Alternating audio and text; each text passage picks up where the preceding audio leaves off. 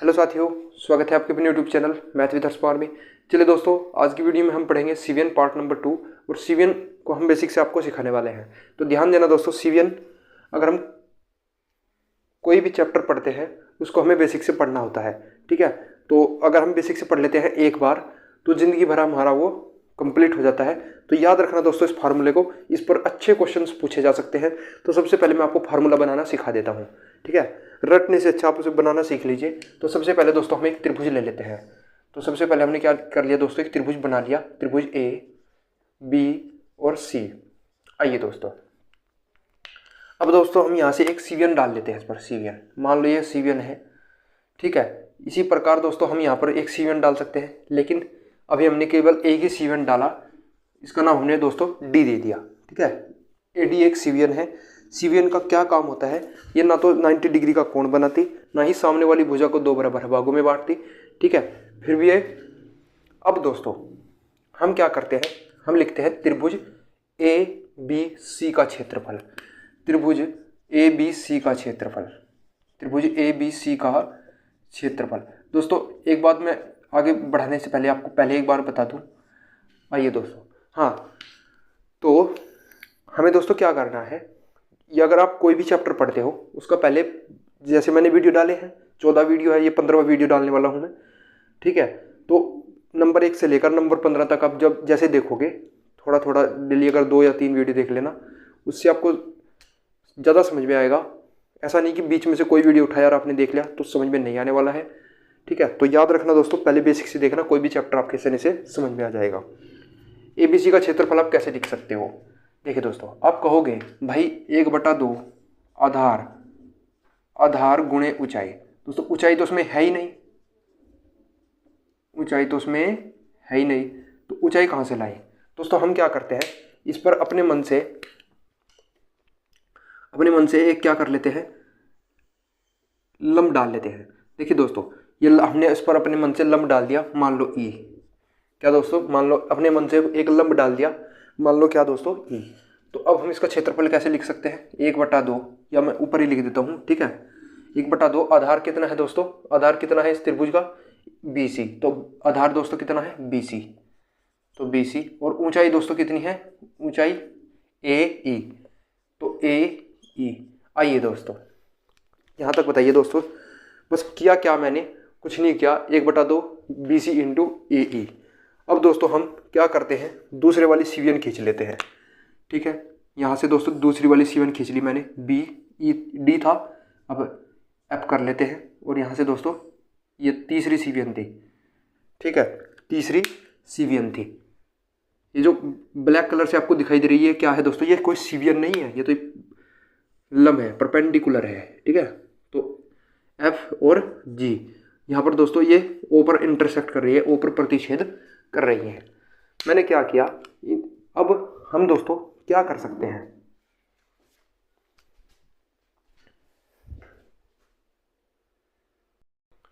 चलिए दोस्तों यहाँ से देखिए, अब हम क्या लिख सकते हैं, त्रिभुज BOC का क्षेत्रफल। त्रिभुज BO, ये त्रिभुज BOC का क्षेत्रफल कितना है, BOC का क्षेत्रफल बताइए दोस्तों, त्रिभुज BOC का क्षेत्रफल कितना है।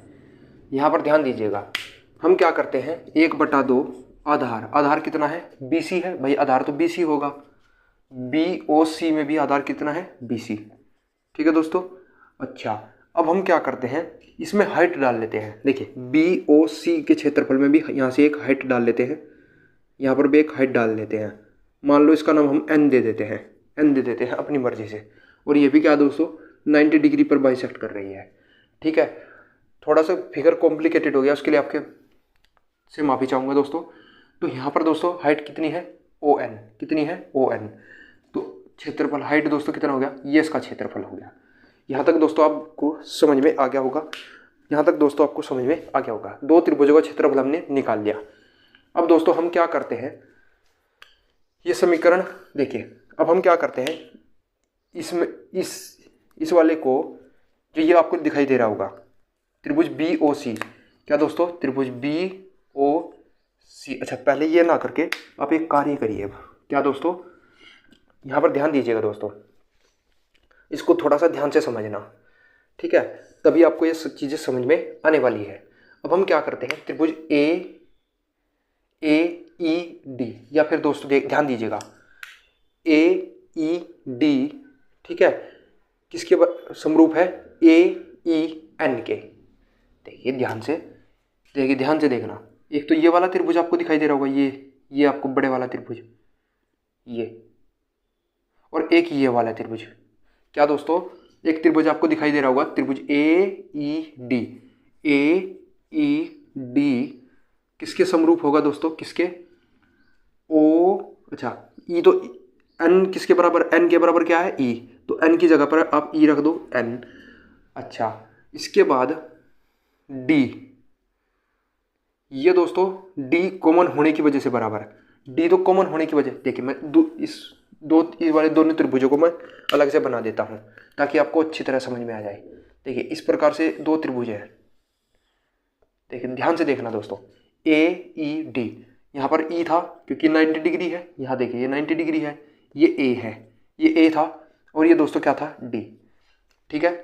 और यहाँ से दोस्तों मैंने एक लाइन और खींच रखी थी जो ओ एन, क्या दोस्तों, ओ एन, ये बताइए, यहाँ तक बताइए, ये जो मैंने त्रिभुज बनाया है इसको मैंने अलग से निकाल कर आपको सिखाया है। ध्यान देना, त्रिभुज A E D O N D के समरूप क्यों होगा समरूप, देखिए ये कोण तो इस वाले त्रिभुज में भी है और इस वाले त्रिभुज में भी है, ये कोण 90 है, तो ये कोण, अगर किसी त्रिभुज के दो कोण बराबर तो दोनों त्रिभुज समरूप हो जाते हैं। अब समरूप होने का ये क्या फायदा, समरूप होने का ये फायदा है दोस्तों, ध्यान देना, हम इसको क्या लिख सकते हैं, हम इसको लिख ये सकते हैं कि ए डी बट्टा क्या, ओ डी, ए डी बटा ओ डी बराबर दोस्तों किसके होगा, ए ई बट्टे ए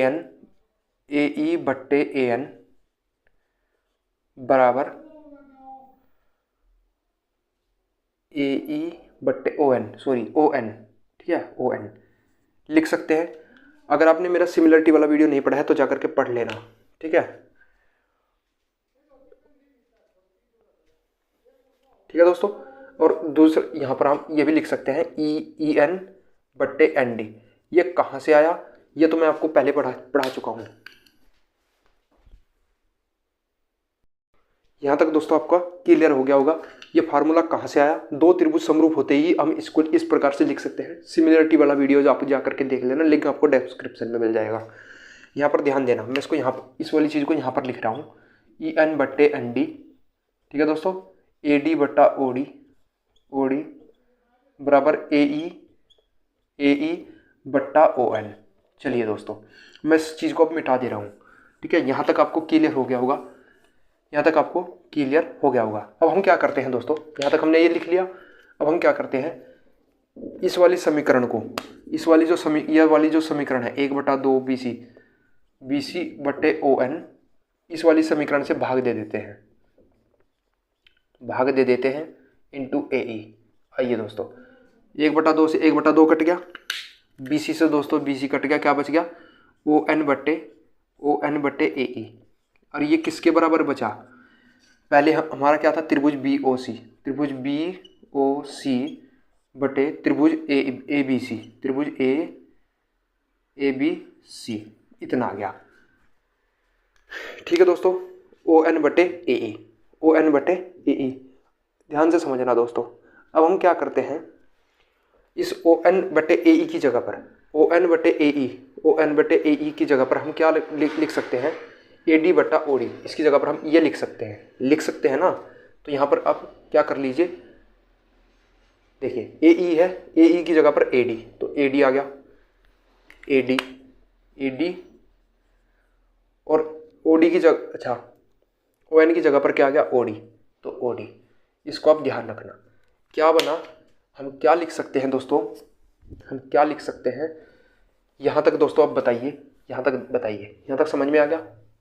हम दोस्तों ये लिख सकते हैं, यहाँ तक दोस्तों क्लियर हो गया कि त्रिभुज बी ओ सी का क्षेत्रफल, क्या दोस्तों, त्रिभुज बी ओ सी प्लस बटे त्रिभुज ए बी सी, इसको लिख सकते हैं ओ डी बटा ए डी, ओ डी बटा ए डी।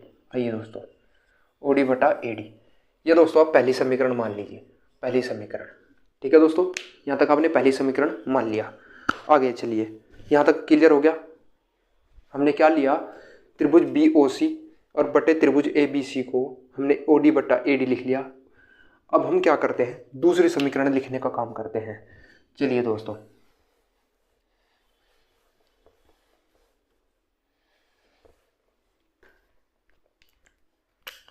ध्यान दीजिएगा दोस्तों,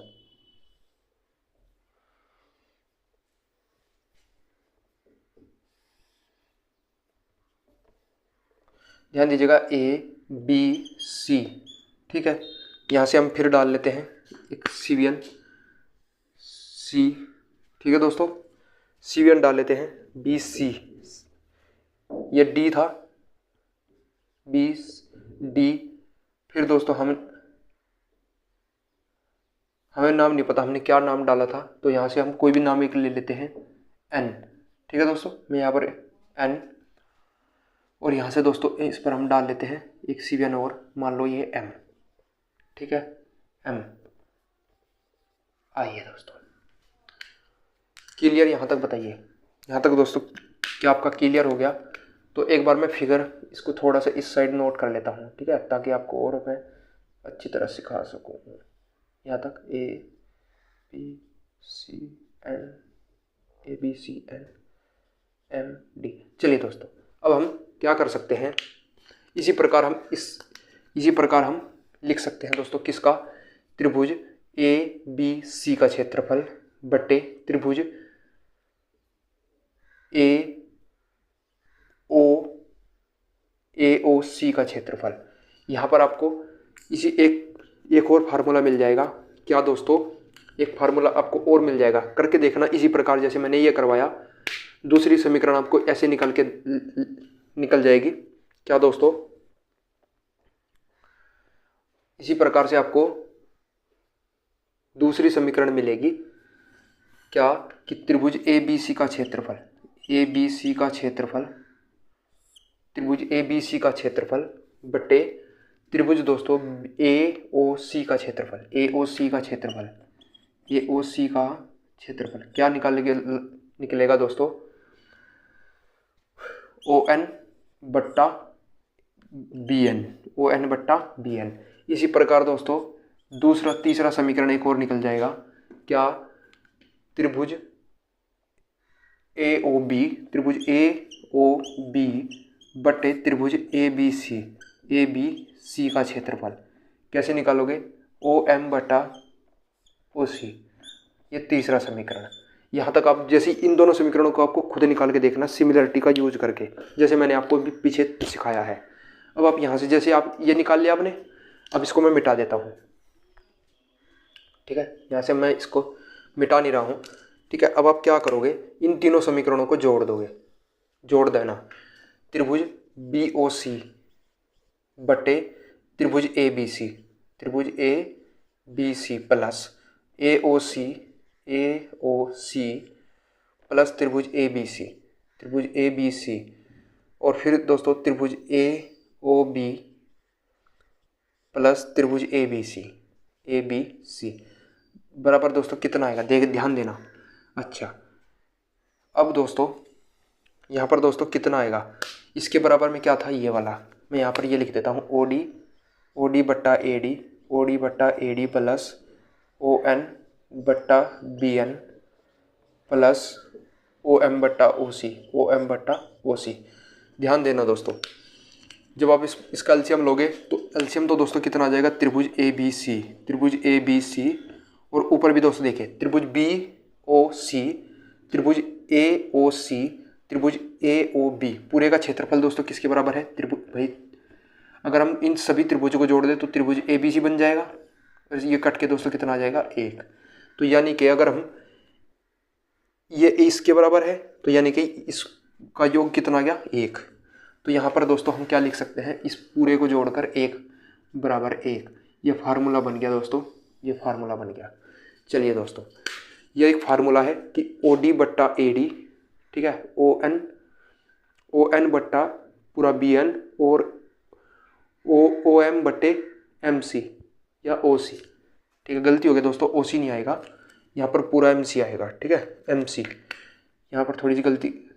ठीक है, एम सी। तो ये किसके बराबर आएगा? 1 के। इसमें से आपको कोई एक मान देकर के भी आपसे पूछा जा सकता है।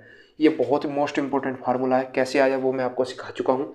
चलिए दोस्तों, आज की वीडियो में इतना ही। अगर वीडियो अच्छा लगे चैनल को सब्सक्राइब कर देना, वीडियो को लाइक कर देना। जय हिंद, जय भारत। कल की वीडियो में हम डालेंगे सीवीएन पार्ट नंबर 3। कुछ अलग से फार्मूले हम आपको निकालना सिखाएंगे। चाहता तो मैं आज ही आपको निकालना सिखा देता, लेकिन कल की ही वीडियो में मैं आपको उसे सिखाऊंगा।